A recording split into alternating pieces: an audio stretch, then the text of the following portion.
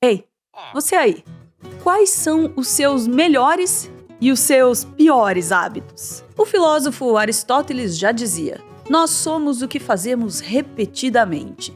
O sucesso, portanto, não é um feito, mas um hábito. Nesse caso, eu acho que eu sou alguém que grava vídeos, porque já é a segunda vez que eu tô gravando esse. Né, microfone? A vida é dura. Tá, mas se a gente for por aí, um fracasso também pode ser apenas um reflexo dos nossos hábitos. E sob essa perspectiva, os hábitos não apenas moldam quem nós somos, mas quem nós queremos ser. Talvez você já tenha se imaginado fazendo exercícios físicos com mais frequência. Eu particularmente sou bem adepta desse tipo de exercício imaginário. Talvez você tenha se imaginado comendo mais frutas e verduras, ou quem sabe passando menos tempo no Instagram vendo vídeo de gatinho feito por inteligência artificial. Mas para que essa versão de você realmente exista, é essencial mudar ou até mesmo criar novos hábitos. O problema é que por muito tempo a gente acreditou que nós não controlamos os nossos hábitos, mas sim os nossos hábitos é que nos controlam. Mas a ciência e, em especial, a neurociência e a psicologia vêm provando o contrário. Sim, é possível mudar os nossos hábitos. Neurocientistas estão mapeando os circuitos cerebrais envolvidos na formação e consolidação dos hábitos, enquanto psicólogos vêm descobrindo hacks comportamentais que podem nos ajudar a criar bons hábitos e eliminar os ruins. Quer ver um hábito? Já é um hábito dizer que essa é a história que você vai acompanhar hoje na TV Cringe. Vem com a gente!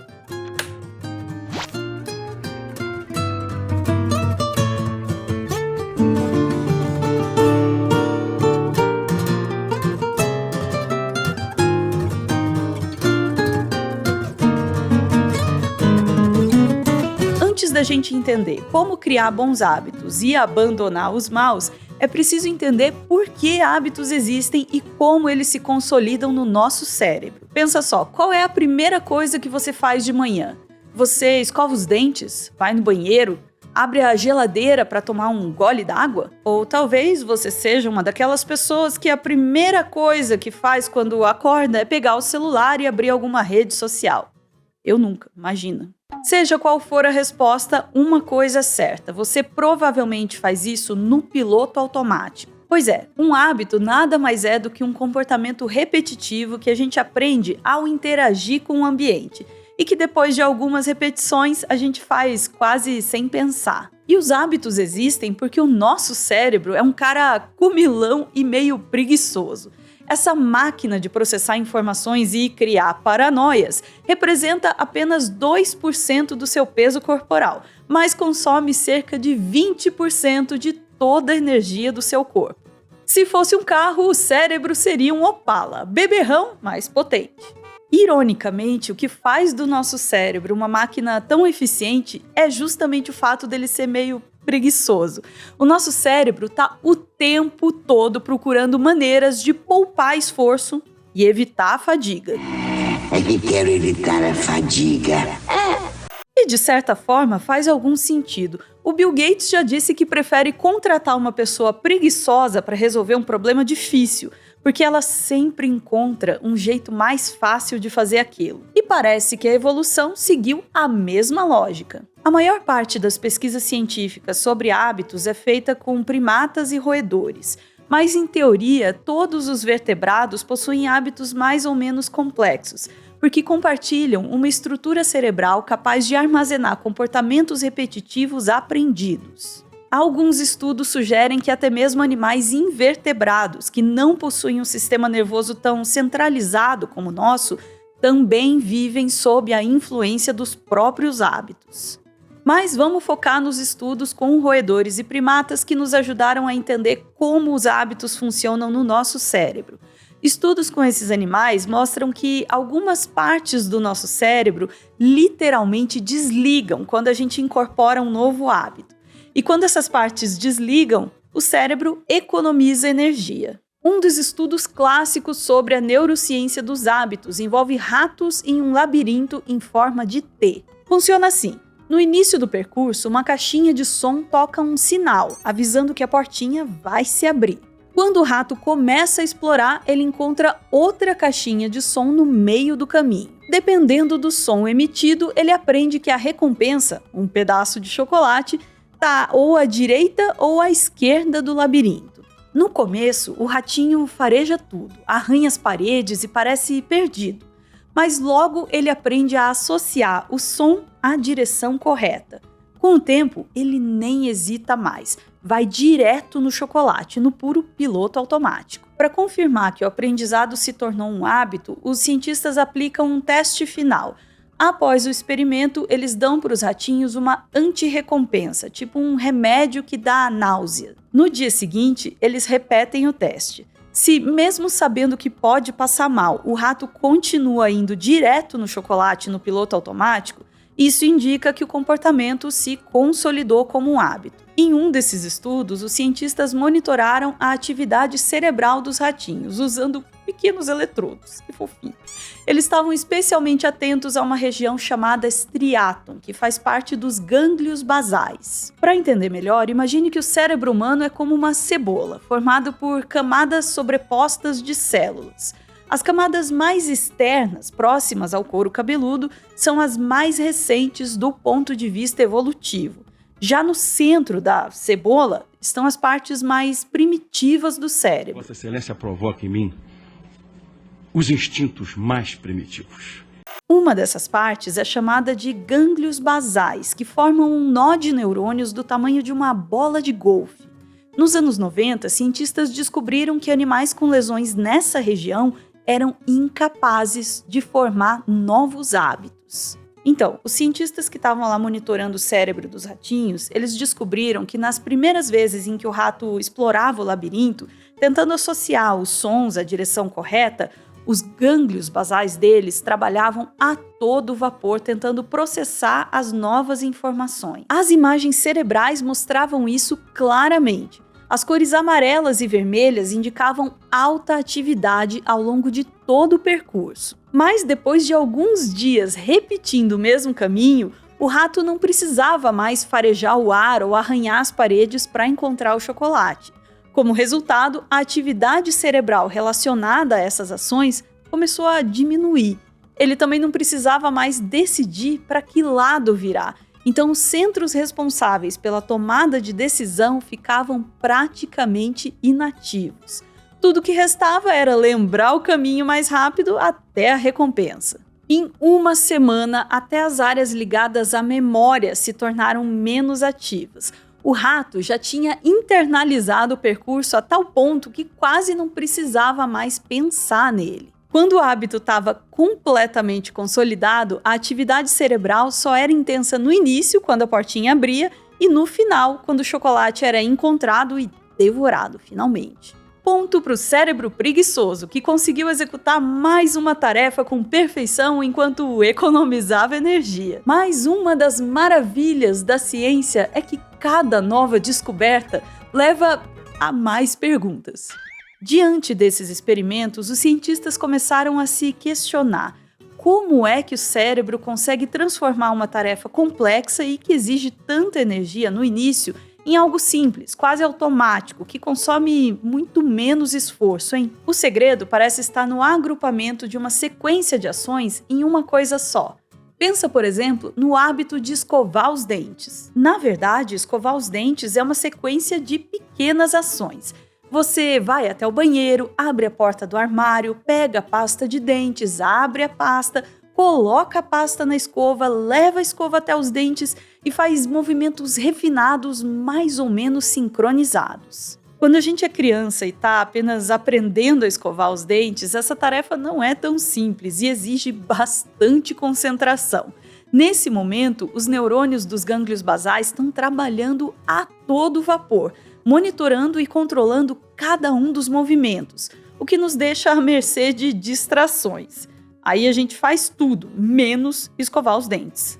Mas com o tempo, todas essas ações se agrupam numa única unidade: escovar os dentes.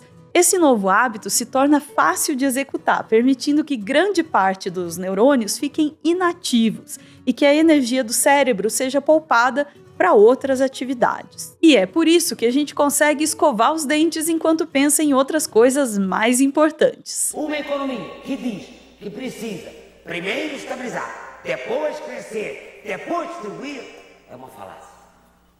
E tem sido uma falácia. Nem estabiliza, cresce aos solavancos e não distribui. Ou às vezes coisas nem tão importantes assim. Pegou um mês de férias, vou voando pro Pará, vou direto ver o peso, uma forma meu Paraná, eu vou. E depois do ponto da sala eu quero me divertir, eu vou tomando. Eu me pergunto se tá aí a razão de vez em quando a gente escovar os dentes com hidratante. Não que eu jamais tenha feito isso. A descoberta desses agrupamentos levou os cientistas a uma descoberta muito interessante. Além dos gânglios basais, o neocórtex também desempenha um papel fundamental na consolidação de novos hábitos. Vocês lembram daquela analogia do cérebro como uma cebola? Então, o neocórtex seria a camada mais externa, próxima ao couro cabeludo, que é a mais recente do ponto de vista evolutivo. Ele é responsável pelo processamento de informações mais complexas, como linguagem e raciocínio lógico. Por muito tempo, o neocórtex foi visto como um antagonista dos gânglios basais, enquanto os gânglios seriam responsáveis pelos nossos comportamentos mais primitivos e automáticos. O neocórtex não, ele ficaria com comportamentos mais refinados e controlados. Mas tudo indica que, de vez em quando, eles trabalham juntos. Sabia que através de uma técnica chamada optogenética é possível ligar ou desligar neurônios em áreas específicas do cérebro? E foi exatamente isso que os cientistas fizeram. Eles pegaram os ratinhos que já tinham adquirido aquele hábito de procurar o chocolate no labirinto em forma de T. E eles foram lá e desligaram os neurônios do neocórtex. E qual foi o resultado? Os ratinhos simplesmente perderam o hábito e voltaram ao estágio inicial, perdendo tempo arranhando as paredes e farejando o ar em busca do chocolate. O agrupamento de ações que compõem um hábito só chega no neocórtex depois que o hábito já está bem consolidado nos gânglios basais. Embora os cientistas ainda não saibam exatamente qual é o papel do neocórtex na consolidação de novos hábitos, parece que ele monitora o ambiente e avalia se é seguro permitir que o cérebro entre em piloto automático para executar o hábito. Esses estudos sugerem que no futuro a gente pode ter medicamentos ou até máquinas capazes de eliminar ou implantar novos hábitos, interferindo diretamente na estrutura do nosso cérebro. Eu sei o que você está pensando, aprender Kung Fu instalando um chip no cérebro.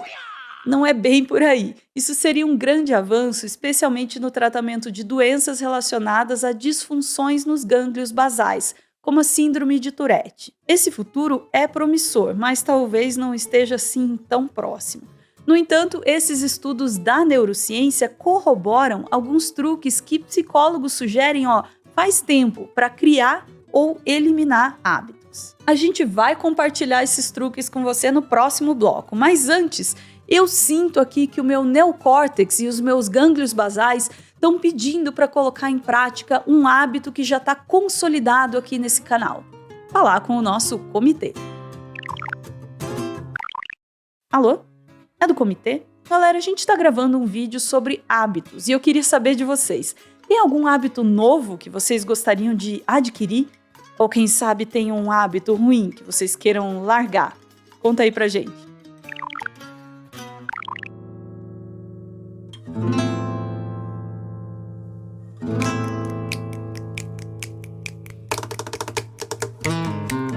Vamos voltar para o experimento do ratinho no labirinto.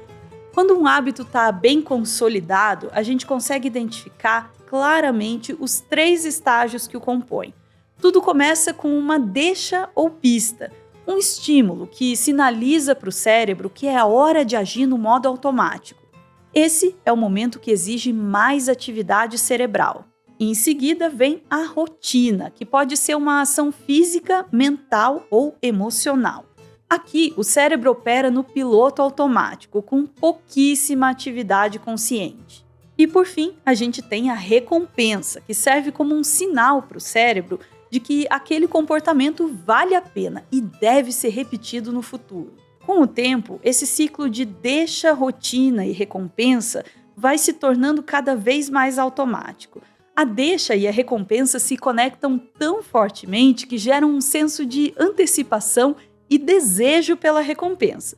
Do ponto de vista automático, um hábito se consolida quando a simples deixa já é capaz de inundar o cérebro de dopamina. Por muito tempo, a dopamina foi vista como um hormônio ou a molécula da felicidade. Mas hoje a gente sabe que ela está muito mais para a molécula do desejo ou da motivação.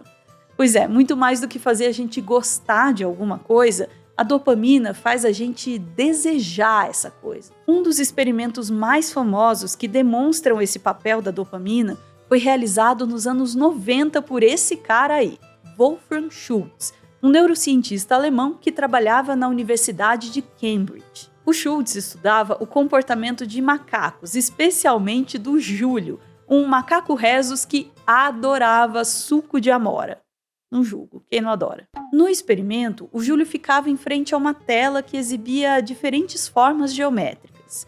A tarefa dele era simples. Quando uma forma específica aparecia, ele precisava acionar uma alavanca. Se ele acertasse, uma gota do suco descia por um tubo e caía diretamente na sua boca. Enquanto isso, o Schultz estava lá monitorando a atividade cerebral do Júlio usando eletrodos. No início, sempre que o macaco recebia o suco, a atividade cerebral mostrava um pico de felicidade, um sinal claro de prazer. Mas uma coisa bem interessante passou a acontecer quando essa tarefa virou um hábito. A dopamina deixou de ser liberada no momento da recompensa e passou a ser liberada antes, assim que o Júlio via as formas na tela. Ou seja, aquelas figuras geométricas se tornaram muito mais do que um simples sinal para apertar a alavanca. Elas passaram a gerar antecipação e prazer dentro do cérebro do macaco. Agora, só de ver os padrões na tela, o Júlio já sentia a excitação da recompensa, antes mesmo de provar o suco.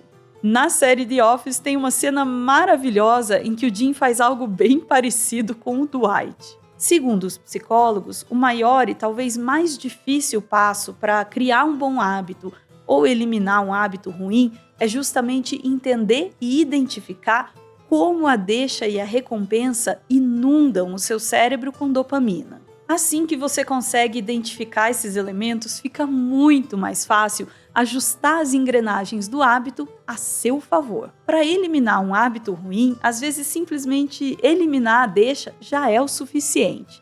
É que no caso de um hábito ruim, a deixa é na verdade uma tentação. Se você tem o hábito de olhar o celular a cada 5 minutos, como eu, a deixa pode ser simplesmente ver o celular em cima da mesa ou ouvir o barulho de uma notificação. Nesse caso, se a deixa é visual ou sonora, deixar o aparelho em outro cômodo da casa pode ser o suficiente para você passar menos tempo no celular. Mas na maioria das vezes, a deixa não é assim tão óbvia. Muitas vezes ela está associada a um sentimento, algo mais subjetivo e difícil de perceber. O jornalista Charles Duhigg, autor do livro O Poder no Hábito, que serve de base para a parte desse vídeo, traz um ótimo exemplo disso. O Charles conta que começou a ganhar peso porque todos os dias de tarde ele ia até uma cafeteria para comprar um cookie e conversar com os amigos. Ele fazia isso no piloto automático, sem nem pensar. Mas quando ele passou a observar melhor esse hábito, ele percebeu que ele ia até a cafeteria não porque ele estava com fome, mas porque ele queria socializar. O cookie era só um detalhe, só um pretexto. O verdadeiro motivo era a resenha. Na verdade, a deixa que iniciava todo o processo não era a fome, mas sim o tédio. Então, o Charles resolveu testar uma substituição.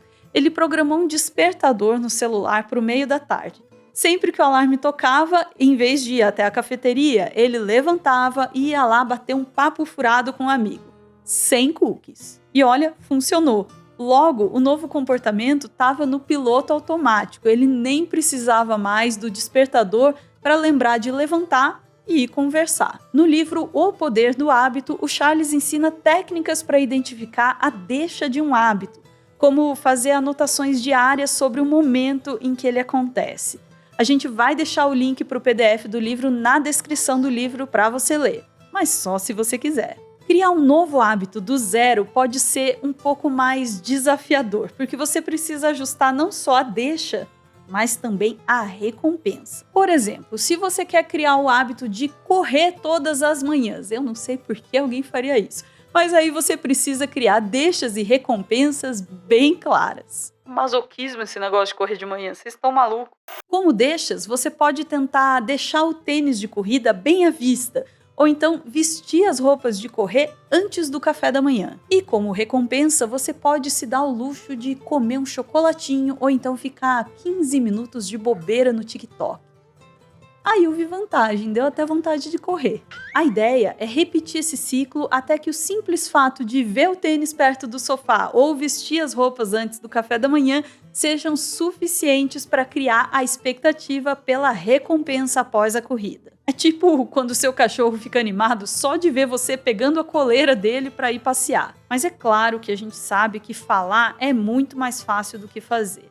A mudança de hábito não é uma ciência 100% exata, até porque são muitos fatores diferentes envolvidos. Por natureza, nós somos macacos ansiosos e o mundo lá fora não está ajudando, vamos combinar. A ansiedade e outros sentimentos ruins podem facilmente se tornar deixas para hábitos destrutivos, que às vezes evoluem para vícios sérios, como o vício em apostas, alcoolismo e o tabagismo. Meu irmão, cala a boca, você fuma, cara! Deixa eu viver a vida!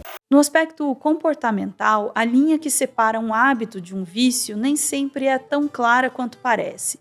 Por isso, se você tem um hábito que te incomoda e você sente que não consegue lidar com ele sozinho, buscar ajuda pode fazer toda a diferença. Isso inclui terapia com psicólogos, mas não é só isso. Além de entender as deixas e recompensas, é essencial acreditar que uma mudança é possível. E olha, isso não é papo de coach, não. É exatamente assim que funcionam alguns grupos de apoio, como os Alcoólicos Anônimos. Eles ajudam as pessoas a identificar os gatilhos e as recompensas dos seus hábitos e oferecem um ambiente onde os participantes se sentem acolhidos e motivados.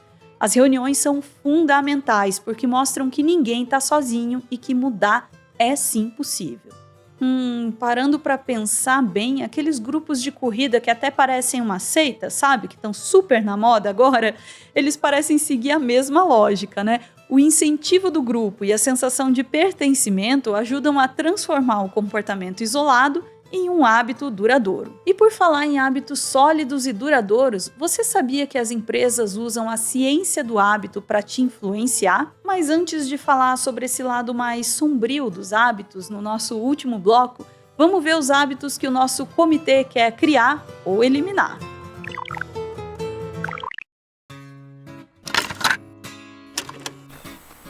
Eu gostaria de resgatar meu antigo hábito da leitura, porque já faz alguns anos que não consigo mais ler como eu li antigamente. Leia mais. Ler também é um exercício.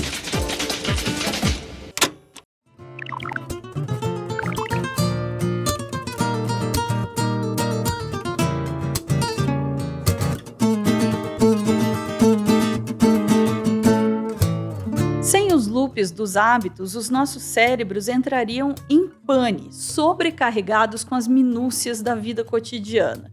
A gente já te contou como é possível hackear o cérebro e tirar vantagem do nosso cérebro preguiçoso para implantar mudanças de hábito. O que a gente ainda não te contou é que as empresas fazem isso o tempo todo. Por exemplo, você já reparou como os McDonald's são praticamente idênticos em qualquer lugar do mundo? Se na sua cidade existe um McDonald's, provavelmente ele se parece com esse predinho aí. Pois é, e não é só uma questão estética, não. É comportamental. A ideia é que a fachada do restaurante seja uma deixa para o seu cérebro, fazendo você desejar automaticamente uma porção de batata frita e entrar no local sem pensar duas vezes. E você sabe aquele gostinho refrescante da pasta de dente? Isso não existia até os anos 1920, quando uma marca americana chamada Pepsodent viu as suas vendas dispararem após adicionar substâncias levemente irritantes na fórmula da pasta. Esse sabor não tem nenhum efeito real na higienização, mas cria uma sensação de recompensa que faz com que você associe a escovação a uma experiência prazerosa. O mesmo vale para o cheiro de produtos de limpeza.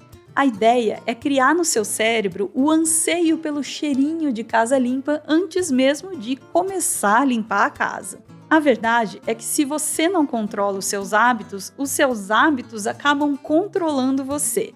Ou pior, você é controlado por pessoas e empresas que conhecem muito bem os seus hábitos. No século XIX, o escritor e humorista Mark Twain disse algo muito sábio. A gente não se liberta de um hábito atirando-o pela janela. É preciso fazê-lo descer a escada degrau por degrau. E olha, é bom não subestimar o poder do hábito, não. Uma simples mudança de hábito pode ser o gatilho para toda uma série de outras mudanças que podem transformar a sua vida. São os chamados hábitos angulares. Imagina alguém que era sedentário, se alimentava mal, bebia durante a semana e não saía de casa. Talvez você conheça alguém assim. Talvez você seja essa pessoa. Agora, do nada, essa pessoa adquire o hábito de algum esporte, como a corrida. Eu acho que o nosso roteirista está viciado em corrida. Corre, Forrest, corre! Tá, mas voltando para o nosso exemplo. Com isso, ela para de encher a cara de bebida durante a semana porque ela percebe que isso afeta o seu rendimento. Ela também passa a se alimentar melhor, porque já que ela está praticando exercícios, né, e parou de beber, por que não comer mais frutas e verduras, né? E aí também ela conhece novas pessoas que também gostam de correr e ela começa a socializar e quem sabe até começa um novo relacionamento. Eu sei, de novo, parece papo de coach, mas existem inúmeros casos assim. E muitos desses casos foram estudados por psicólogos e por neurocientistas, que ajudaram a descobrir as coisas que a gente compartilhou nesse vídeo. Aliás, para contrariar os coaches, tem muito coach por aí dizendo que basta ter força de vontade para criar ou mudar um hábito. Mas, ironicamente, a chave para a mudança é justamente entender e aceitar que o nosso cérebro é meio preguiçoso. Talvez seja esse o pulo do gato? Se você quiser mudar um hábito, a força de vontade deveria ser usada não para insistir no hábito novo na marra, mas para ajustar as deixas e as recompensas, criando um ambiente onde o seu cérebro se sinta completamente à vontade para evitar a fadiga e desligar um pouquinho. É que quero evitar a fadiga.